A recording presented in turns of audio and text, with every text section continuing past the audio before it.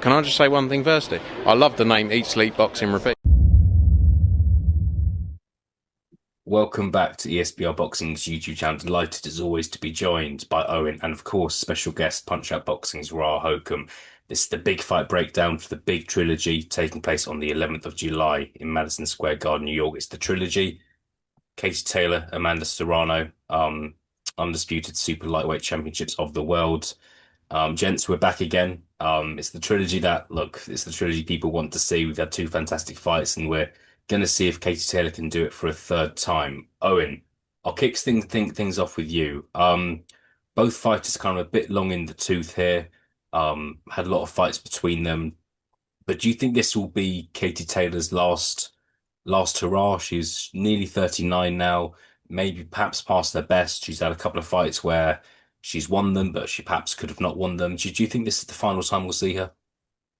Um, I don't know with Katie Taylor, but I think this has been said a few times on the channel. It's obviously she's pushing towards 40. I still think she'll always want that sort of, if possible, the Croke Park swan song in a sense. But whether that's going to happen or not, there's been talk of that for many a year now, and I think it's at this stage of her career, it's less and less likely. So. If she beats Amanda Serrano, I wouldn't be surprised if we don't see her again. But she just seems the type to just carry on and on and on. While she's still got a bit left in her, she'll keep going. After the Chantal Cameron loss, straight away wanted the rematch to avenge that. Um, if it's a strange one because if she loses this, it's 2-1. So do we see a fourth fight? And then if Serrano wins, do we see a fifth fight? It's normally when you see a trilogy, it's 1-1. So it's a bit of a strange one to be honest, but it's probably the biggest fight you're going to get in women's boxing, really, ain't it? So it's a difficult one because there's no one left for her to fight realistically. So yes and no. It wouldn't surprise me if it's the last time, but I still think she's going to try and carry on to get that Croke Park one song. Yeah, like it makes you think if Katie Taylor was a few years younger, look, maybe she could possibly be looking at 147, the likes of Michaela Mayer, Lauren Price, rematch with Natasha Jonas, but I think she's maybe a bit long in the tooth to do that. Right, what's your opinion? Do you think this is it for Katie Taylor? Do you think this is the final time, or yeah, could we be seeing more of her over the next couple of years? I think she'll be carrying on for a few more years yet. I think she's exhibiting signs of the same addiction to this that the greats of the men's game have always had. And no surprise, she's been a great fighter herself. And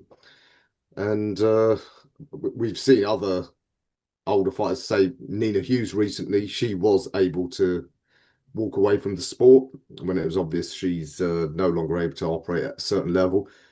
I think Nina was different in that she sort of came into the sport after having a couple of kids. She's still got young kids. It's almost that can often be like something to fill that void or give you some, that sort of meaning in your life that you've got something else to raise your kids.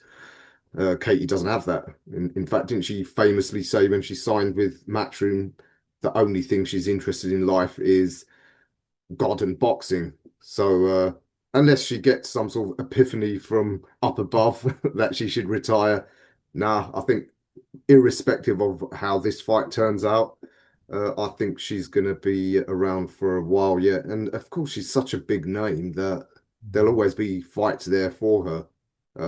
I think we'll see her less active, maybe fighting just once or twice a year. Uh, but I do expect her to be carrying on into her 40s. Yeah, of course. Owen mentioned like the kind of the dream of fighting at Croke Park, and if that remains a possibility, perhaps she'll carry on. And look, who knows? We'll have to see. We'll have to see what happens on the 11th of July first. Ra, how did you see those first two fights? Because the first one, obviously, as we know, Katie Taylor won, split decision. Um, a lot of people thought Amanda Serrano won that fight. Some people thought Katie Taylor won that fight. Second fight, infamously, a lot of us couldn't kind of see the full fight because of Netflix buffering, so we could kind of see the early rounds and the late rounds, but missed the middle rounds. Of course, you can watch these things back, but kind of again, Katie Taylor won unanimously in the second fight, but again, A fair amount of people thought that Serrano should have won. How did you see those two fights in terms of who should have won them? I had Amanda edging both. Uh, I have to emphasize, like most of us, I'm not qualified as a judge as to how to score fights. I make no pretense about that. But I prefer to favour effective punching. And I think the bigger punching Amanda, I thought her punching was more effective. I favour that over volume, which is what Katie obviously had in her favour.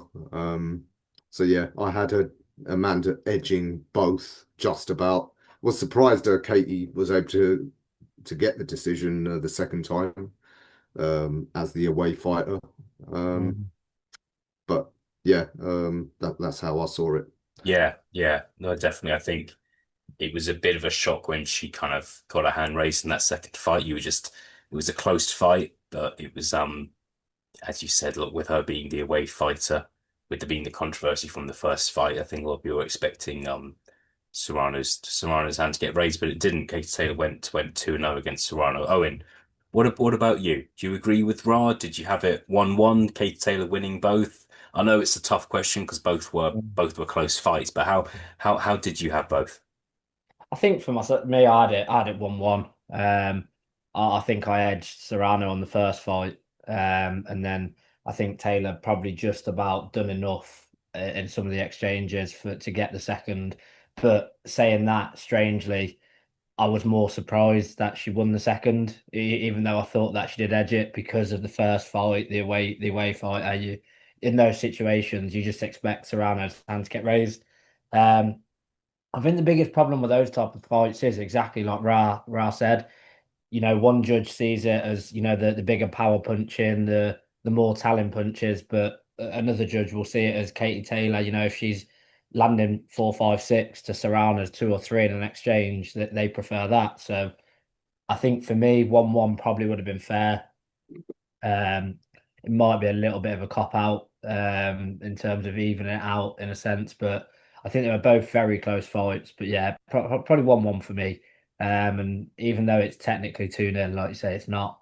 It's a bit of a strange trilogy, but it's not one you turn your nose up at. No, it's not one of those where, I mean, when the Fury Wilder trilogy was announced, and although it was a fantastic fight, a lot of people said we don't need it because they thought Fury clearly won both fights. And they were wrong about not needing it. But I think with this one, there's no one kind of complaining about this fight happening. Moving to Serrano, Owen, what would you like to see her do? And it's a tricky question because we don't know how much longer she's going to be in the sport. 36 years old now. This is fight number 52. She's moved up and down the weight divisions her whole career. She's famous for doing so. Are there any fights that reach out to you for Serrano in terms of big fights for women's boxing that she could be in before she retires? Um, I think, like you say, it's the big fights are either fighter in this moving up. Lauren Price is probably a big name now that you could look at. Natasha Jonas, like you say, does she want to? Does she? Are we going to see her in a ring again? I doubt it. Like you say, Michaela Mayer, but Lauren Price is probably the big fight, probably the biggest name to fight at the moment. It's a really difficult one with Serrano. I think I want to see how she fares in this fight. 'Cause obviously, she lost to Taylor.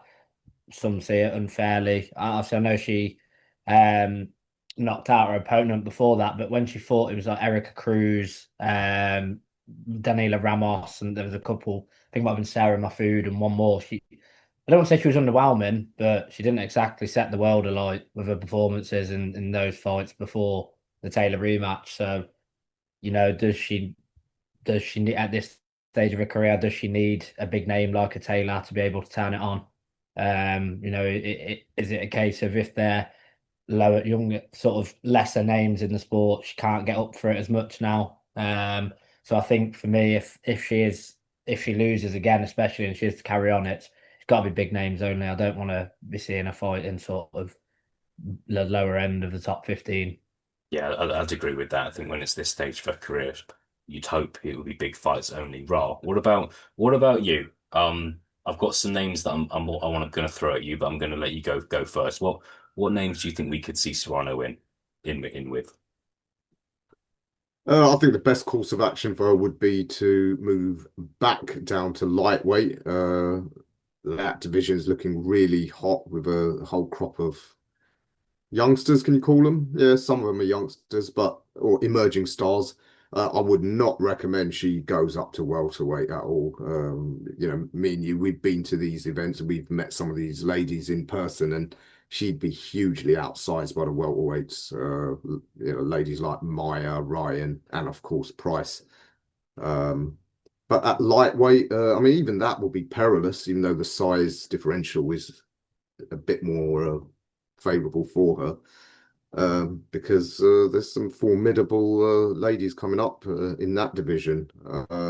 She's not been talked about in that sort of new mix, but I think that is actually the better weight class for her.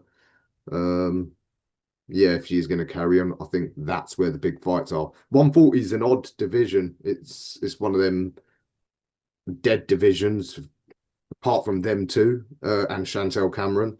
There's all the stars there at lightweight or welterweight. But as I said, the welterweight women, they're way too big. So yeah, any of the champions at lightweight, I think they'd make the good fights. So you mentioned Chantel Cameron there. Do you think Amanda Serrano would beat Chantel Cameron? She can beat her. I don't think she would though. No. Again, I think Chantel's probably coming at 140 from the opposite end to her, i.e., she's a lot bigger, and she's of course technically very good. Remember, she's also handled Katie far more conclusively than Amanda has. So if you can use Katie as a measuring stick. Yeah. All right, chaps. Good to speak to both of you. We will finish with some predictions as always. These videos I feel like a lot of the time these videos are really tricky to predict. And I think it's tricky here because I think chances are it's going to go the distance and be close. And therefore it's tough to give a winner. I'll go first. I think that Katie Taylor has Amanda Serrano's number, and we will see another close Katie Taylor points win. Do I say that with lots of confidence? No, it could easily go either way. It could be a draw this time. Like if it was a draw, it wouldn't surprise me. But I just think Katie Taylor's experience in that weight division, the fact she has, whether you like it or not, won twice before, will give her the edge. Owen, what's your prediction for this one? Yeah, I have to completely agree with yourself. I think Amanda Serrano, the way we've seen it, Serrano could probably be 7 or 8 rounds up, and I think we'll still see Katie Taylor's hand get raised. But I do think at this stage, that, like you say, I think it's fair to say Katie Taylor. I think she was smarter in the second fight, and I think the first 2 fights will leave her and her team in a good position to know what Serrano's going to do and combat that effectively. So I think it'll be razor close, but yeah, I think we'll be seeing Katie Taylor's hand get raised for the third time. Okay, it's 2-0 to Katie Taylor in reality, and it's 2-0 to Katie Taylor on this call. Ra, what are you going for? You going to make it 3-0, or you going to back Serrano to win this time? Yeah, I'm afraid I disagree with you, gents. So I think Taylor is the one who looks more visibly diminished. I think that the cost to her in eking out those wins, not just in the 2 Serrano fights, but other fights of hers as well. I think that's emptied her tank now more than Serrano's. I think she has made the mistake that Pacquiao made with Marquez in giving an arch rival one fight too many when that arch rival is so obsessed with beating you. And I think Serrano this time will put together enough conclusive punches to stop Katie Taylor late. Well, I'm going to have to ask you for a round now, Ra. What rounds is going to happen? This is quite. I'm going to go for round 10. Wow. Okay. Fantastic. Right. You know what? I don't think we need to say anything else.